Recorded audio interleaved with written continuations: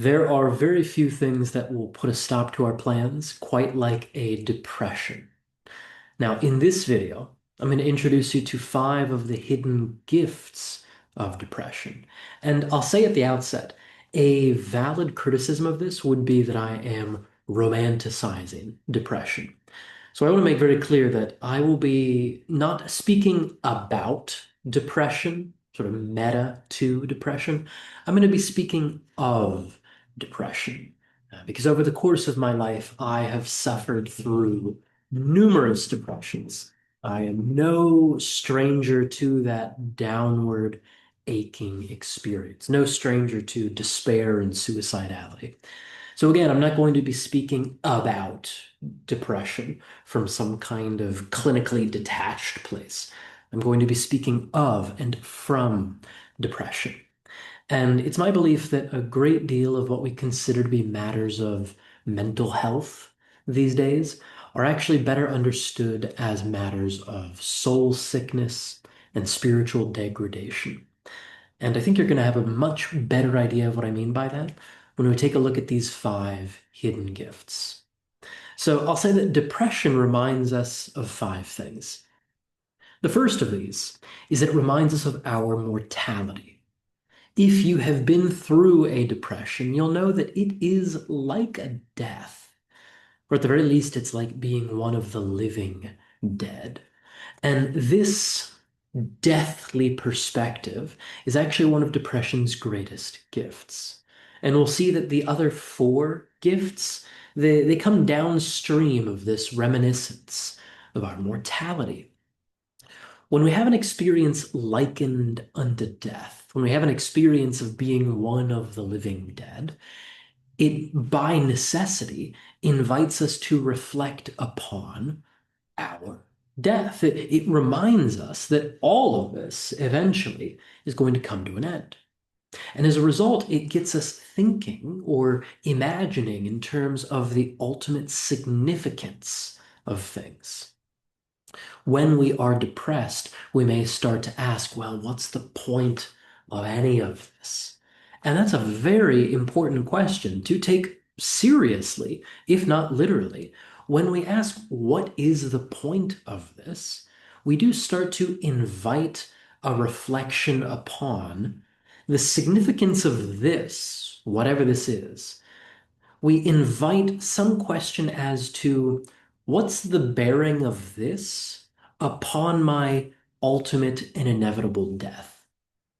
What's the point of all this work that I'm doing? What's the point of this relationship that I'm engaged in? What's the point of my spiritual practices? What's the point of any and all of this? This is an extremely important question. And again, if we take it seriously, we can start to reflect upon what is the point of this in light of the fact that there is going to be a final moment of my life, a final moment, let's say, wherein I will reflect upon all of this activity and begin to get a sense at the end of what the point of all of this has been. Now, I'll say that in the deepest, most anguished moments of depression, we may also have a very specific way to reflect upon this. If we find ourselves beset with thoughts of suicide. Now, this is a very serious issue, and I'm going to invite you here to take this psychologically rather than merely literally. This is one of the great boogeymen of psychology and psychotherapy. It's a problem on which a great deal of psychology depends. When in a depressed state, we find ourselves entertaining suicidal thoughts. This is, understandably so, an opportunity that invites a great deal of concern from our caregivers, from those around us, friends, family, people who love us. Suicidality is no laughing matter. But the psychological view that is, I'll say, best exemplified in James Hillman's book, Suicide and the Soul, It starts to invite the metaphor of suicide rather than the literal situation. So, for example, suicidality, we could take it literally as the ending of one's biological life, or we could say that thoughts of suicide invite a consideration of the end of a life, the end of a way of living. And I have found this in my own moments of suicidality to be of incredible value, both life-saving and life-giving value. Because when I am beset by suicidal fantasies, I can take a moment to reflect, what way of living must come to an end? Suicidal thinking says that something must end. The question is, need it be my biological life, my literal life? Or can I reflect upon this and ask about some way of living that must come to an end? So this, I'll say, is one of the primary gifts of depression, is it is a reminder of our mortality. It is a reminder of a morbid view of life, life seen through the lens of death. And we'll see that that has great significance for these following four reminders. The second of these is it is a reminder of meaning. So first, let's say, depression reminds us of our mortality. That then is a reminder of meaning. Because depression, it has this characteristic downward turn. Depression invites and affords depth that wouldn't be there otherwise. It draws us downward, away from shallow superficiality and into a deeper view of things. James Hillman, in his book, Revisioning Psychology, described that soul is a perspective that deepens events into experience. So when we are depressed, pressed downward, we're drawn, sometimes reluctantly, sometimes involuntarily, we are drawn into our depths. I mentioned in that first reminder the question, what's the point of this? So we can get a sense then of what is the meaning of this. And this is one of the things that depression does so well. In flattening all of the structures of our lives, in collapsing and compressing all of the ego's structures, we start to wonder, what is the meaning of this? In asking what's the point, we inevitably get to this question, what's the meaning of this thing? This job, this work that I'm doing, this business I've built. What's the meaning of this? This relationship that so often seems to be a point of friction, contention, strife, discord. What is the meaning of this? So depression, it reminds us of our mortality. It reminds us of meaning, and it does so by deepening us, by drawing us down and out of the everyday superficialities, the shallow nature of our lives. It brings us into the underworld, so to speak. And I'll say that for a really great example of the underworld journey, you could look to Dante's Inferno, where the narrator, he finds himself in kind of a depressive state midway through life. He's about 35, I think, at the time of writing this, or the narrator is 35. So midway through life, he finds himself in these dark woods, and he is drawn into this underworld journey. Really worth a read. I don't have time to get into that quite yet, but it's a phenomenal apprenticeship in the soul's perspective. So depression reminds us of mortality. It reminds us of meaning. I'll say that depression also reminds us of mourning. And there is a particular value of that in Western modernity. Much of the modern world struggles with mourning and grief. We may find, for example, that there's a bit of time available to us for bereavement after the loss of someone near and dear to us. But the pressure is always there to get back to work, to get back to being productive. I find that when I'm working with clients, when they are invited into mourn in this way, there's this wrestling match they have. They don't want to wallow in it. They don't want to wallow in self-pity, let's say. But I'd suggest that this reminder of mourning in this self-pitying, this pitiful state of depression, depression being a pit oftentimes, this self-pity is quite often the first experience or the first movement toward genuine self-care. In pitying the self, there's often a move to begin caring for or attending to the self. And when we have this reminder of our mortality, when we have this reminder of meaning, when we have this reminder of mourning through this deepening into the utmost depths of our grief, we begin to develop compassion for others. I'll suggest that until we come to terms with our grief, our mourning, we're unable actually to be compassionate with others in our lives, particularly those others who are oppressed, repressed. Let's say that a depression allows us to, or it affords us access to compassion for those who are oppressed and repressed.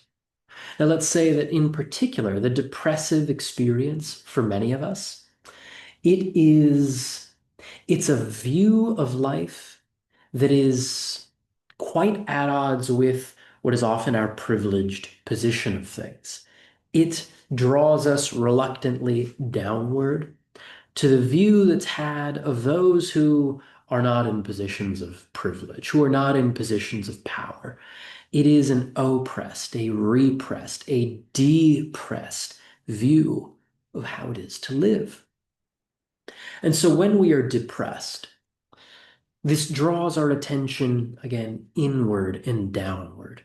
It reminds us of mourning for all that we've lost. In particular, at the very least, it invites us to mourn what we have lost of our usual habitual view of things.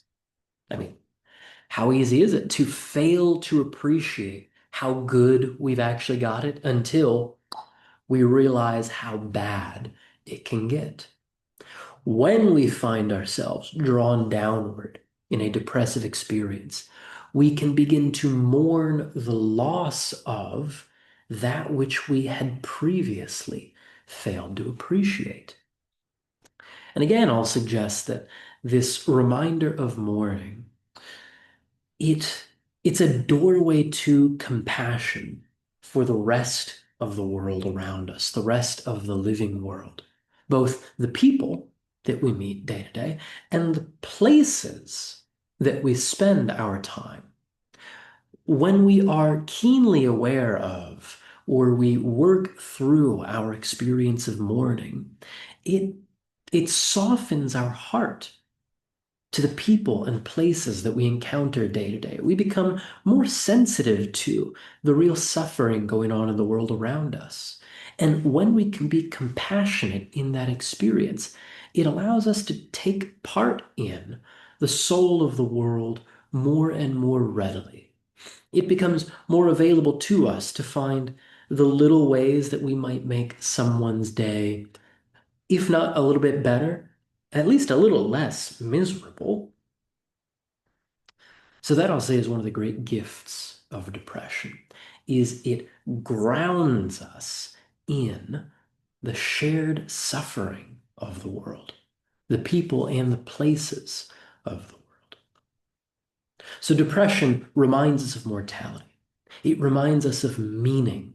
It reminds us of mourning.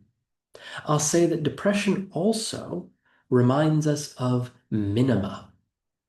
And this, I suggest, is of the utmost importance for us who uh, are business owners, entrepreneurs, people out there attempting to start something, grow something, build something.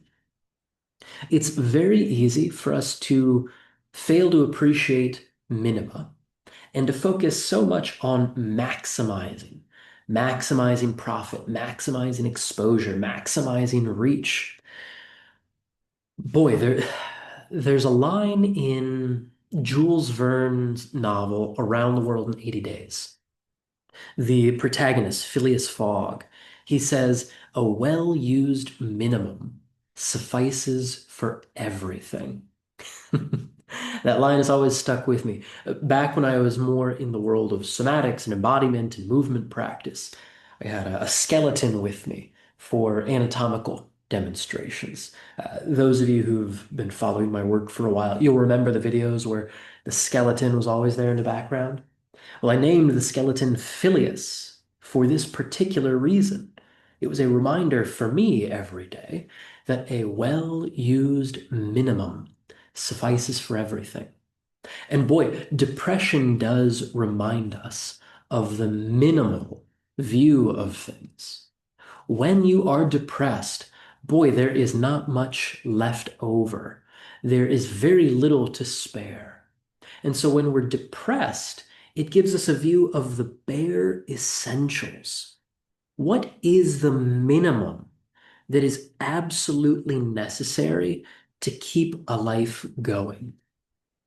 If you run a business while depressed, you become very aware of the bare minimum needed to keep going, the bare minimum amount of work you need to do to fulfill delivery for clients, the bare minimum amount you need in order to engage in marketing. Uh, you become very aware of the bare minimum available to keep your relationships going. Depression crushes us all the way down to, shouldn't be an open hand. It's a fist. Depression is a fist, a crushing weight that grinds us down to the essentials. It reduces everything to this awful dry powder. It's crushing away, stripping and scraping away, grinding away all that is not essential. So depression reminds us of the minima. And here's why this is such a gift, particularly for those of us involved in entrepreneurship. As I said, we're so often seduced by or duped into focusing on the maxima. We attempt to raise the ceiling, pushing for higher highs, better bests all the time. The more sustainable view, and this is the view that I'll suggest is made most available through a depressive experience, the more sustainable view is to raise the floor rather than raising the ceiling. And depression, boy, it makes so evident what the minima are. What's the bare minimum, the least amount that can be done? Because, well, by God, perhaps you know too. I know I certainly know. When depressed, um, the seemingly simple things go out the window, like brushing my teeth, I remember, became very difficult to keep track of. Basic hygiene, showering, bathing became very hard to get a sense of. Remembering to eat just kind of went out the window. Depression, one of the main gifts of it is a reminder of the barest of bare minima needed to keep things going. If if we have our wits about us when depressed, or we can reflect upon times we have been depressed, we can bring awareness to what was that bare minimum that I was doing that somehow kept things from falling apart even more. The sustainable move toward increasing our performance across time comes from raising the floor rather than the ceiling. It comes from improving the reliability of the minimum across time, improving the performance of the bare minimum. And if we can make that minimum place just a little higher, just a little more reliable, that keeps our lows from being quite so low next time. And boy, if you can increase the lows across time, the highs, they get better on their own. So one of the gifts of depression, in addition to reminding us of mortality, of meaning, of mourning, is it reminds us of the minimum. Now, the fifth gift of depression is it reminds us of our maker. And here's where I imagine I probably lose a few people. But if you can bear with me, I think you'll find that there's some sense in this. When we are depressed, we are at the absolute limits of what ourselves can do. When I am depressed, there is no amount of mustering up willpower that's going to get this situation better. When I'm depressed, there's very little I can do to ameliorate the situation. And so depression, it introduces a fundamental shift in how we situate ourselves with respect to the world. Rather than me attempting to do more, when I am depressed and I'm reminded of my maker, I'm reminded of how dependent I am on the world around me. When I am depressed, I cannot rely on the heroic ego to pull me up out of this. That simply doesn't work. I'll have more to say about that a little later on. But when I am depressed, I recognize, as I mentioned, the dependency on, I'll say, grace. I know my experience has been that it is only by the grace of God that I made it through my depressions. Certainly the deepest, most painful ones, the ones that were most suicidal, it's only by the grace of God that I made it through. Nothing I did got me out of that. I was carried through that experience. And I am not confused about that. Now, I find that this is exemplified in a verse from 2 Corinthians 12:9. The Lord says to Paul, "My grace is sufficient for thee, for my strength is made perfect in weakness." And boy, there is nothing quite like a depression to crush the ego's sense of strength, to destroy all of the structures in which we've invested our sense of security. Depression just razes all of that to the ground. It leaves it rubble and dust.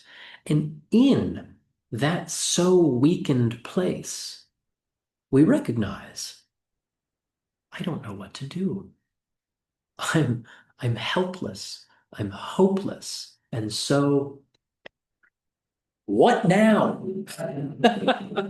I remember that it's only when I discovered that my plans were not going to plan that I got curious about whether God had a different plan in store for me. And it turns out, well, very different indeed.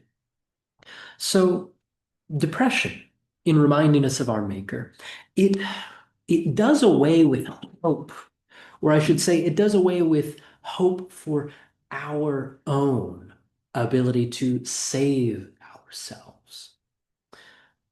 Now, this is a somewhat controversial point, I'm sure, but I'll suggest that one of the gifts in reminding us of our Maker, depression does away with hope, at least hope in, again, our ability to get ourselves out of this. So, in a way, it teaches us to live without hope. Now, that's a curious thing. A lot of us find that we're somewhat addicted to hope. And you can get a sense of this when I say to you that one of the best things you could do is give up hope. You'll see very quickly how attached you are to the idea of hope. But I'll suggest that when you give up hope, you also give up despair. And boy, that's a great deal. So in giving up hope, we're no longer subject to the kind of roller coaster of hope and despair and hope and despair. And we get our hopes up and then we succumb to despair again. The question, of course, is how do you carry on without hope? Now, to live without hope is not the same as losing our optimism. We can remain optimistic even if we give up hope. Optimism is simply seeing the positive side of things that occur. Likewise, to live without hope is not the same as living without ideals. We can remain idealistic. We can retain faith in our ideals, even without hope for their literal fulfillment, let's say. So, in giving up hope in our own abilities, we also give up despair for our inevitable failures as humans. In our weakness, God's strength is made perfect.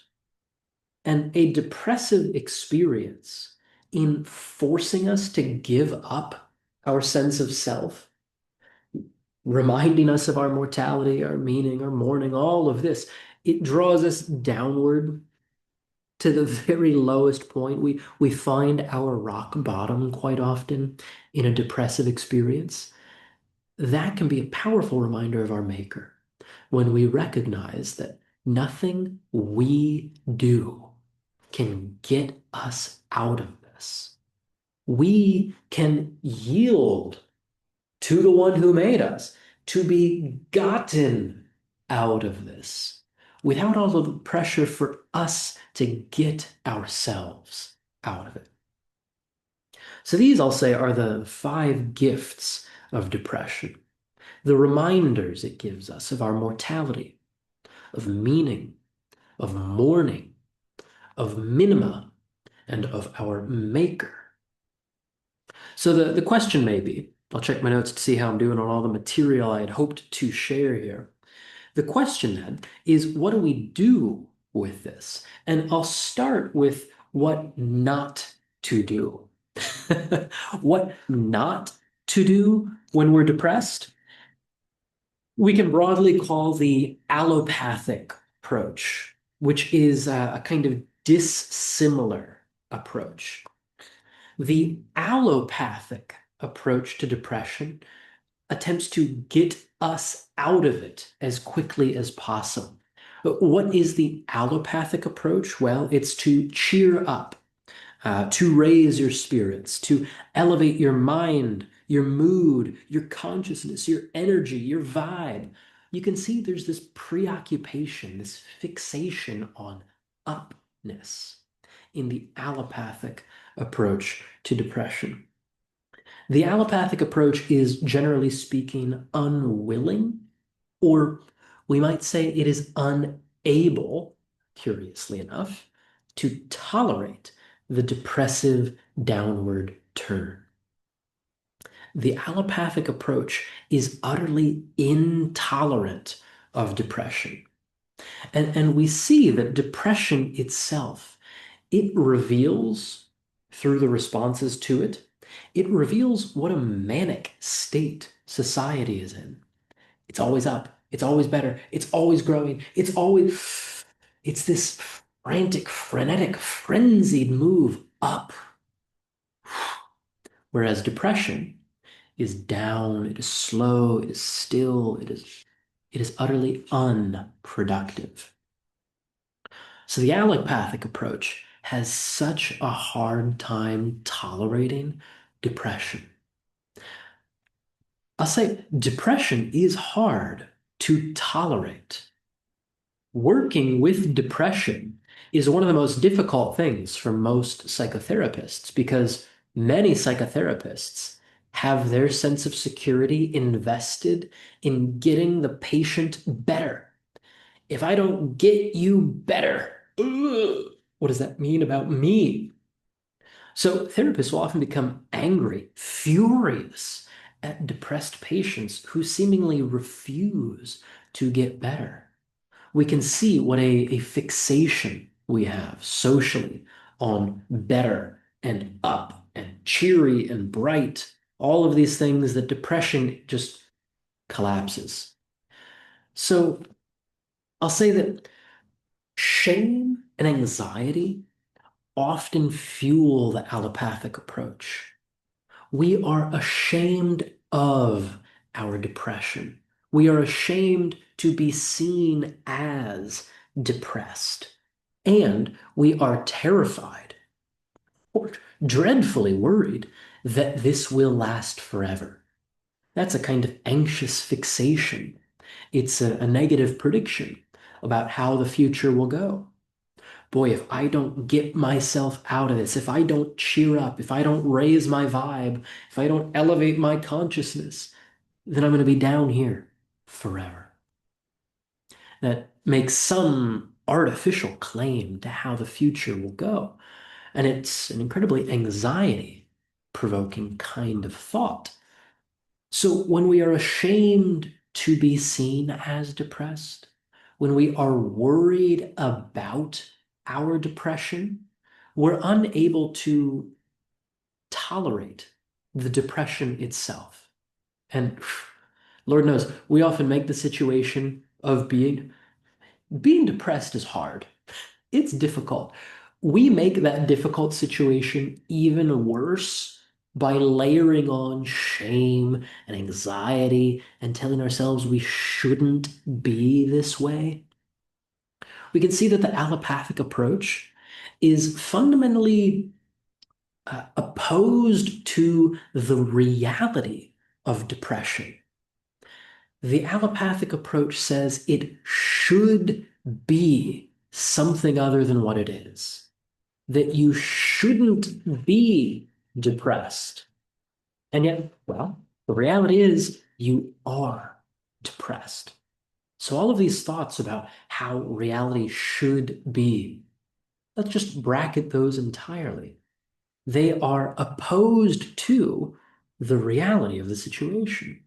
And the reality of the situation may be very depressing indeed. So I'll say that a better approach to depression would be something more like a homeopathic approach, where like cures like. Whereas the allopathic approach, we have this cure through the dissimilar. In the homeopathic approach, we have cure through similarity. This goes way back into the alchemical tradition too. So how might this look? Well, a homeopathic approach to depression might take depression itself very seriously. It might look for the wisdom in depression. And I'll say that a very fruitful question that I engage in when I find myself depressed or when clients, patients, when they are depressed, the question is this: what does this ask of me? So now I'm no longer looking to anything outside of me and the depression for some clue as to what to do.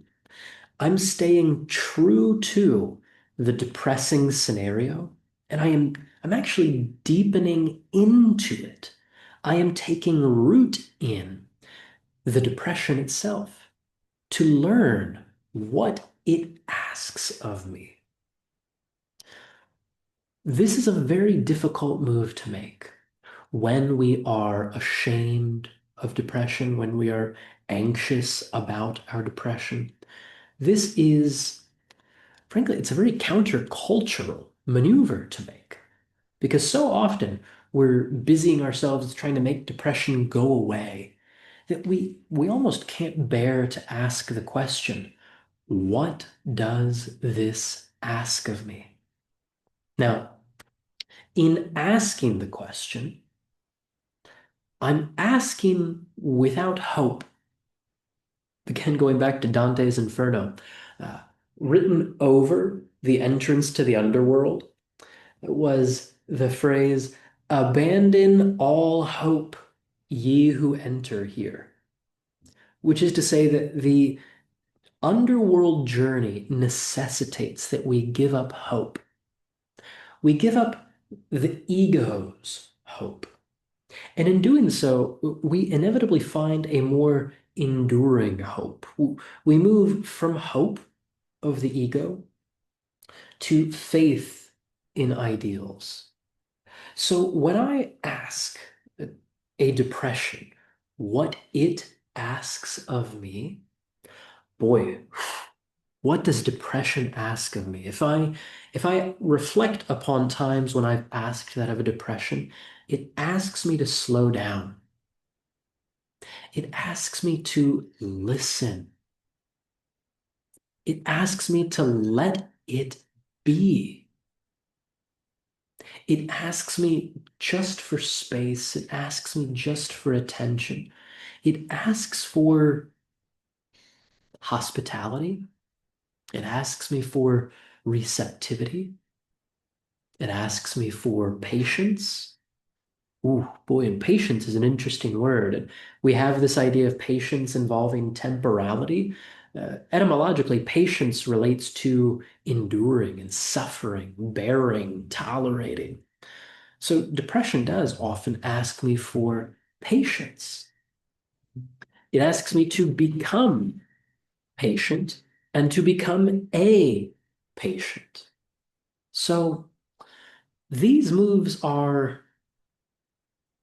they're not all that TikTokable or Instagrammable. They're not all that cheery or bright. They don't promise us any rapid escape from the situation because, quite frankly, those things they are counter to the situation at hand. They are fundamentally opposed to the very nature of depression, which is a reminder. Again, let me remind you that depression is a reminder of our mortality. It's a reminder of meaning, particularly deeper meaning. It's a reminder of mourning, all of the grief that we have failed to grieve. It's a reminder of minima, rather than reaching upward always for some heroic, egoic kind of maximum. It reminds us of the bare minimum. And ultimately, it reminds us of our maker. It puts us in a position of dependency, not on our own skills, not on our own strength, but in reminding us of our fundamental weakness. It makes perfect the strength of the one who's able to carry us through. So these, I'll suggest, are some of the gifts of depression. And we are able to open and make use of these gifts if we can slow down our allopathic need to get rid of depression. If we can tolerate depression, bear with it, stay present to it. And if we can ask this depression what it asks of us, we will inevitably find ourselves transformed by such practice. So, I hope this video is a blessing to you. I hope it is a blessing to those you know who may be depressed as well. I think you'll find that with these ideas permeating your psychic landscape, this will change the way that you relate to depression, your own and the depression that you encounter in others. I hope in doing so, it will make you a more compassionate denizen of this world. So, blessings to you, to your relations, and I will look forward to speaking with you again in the next video.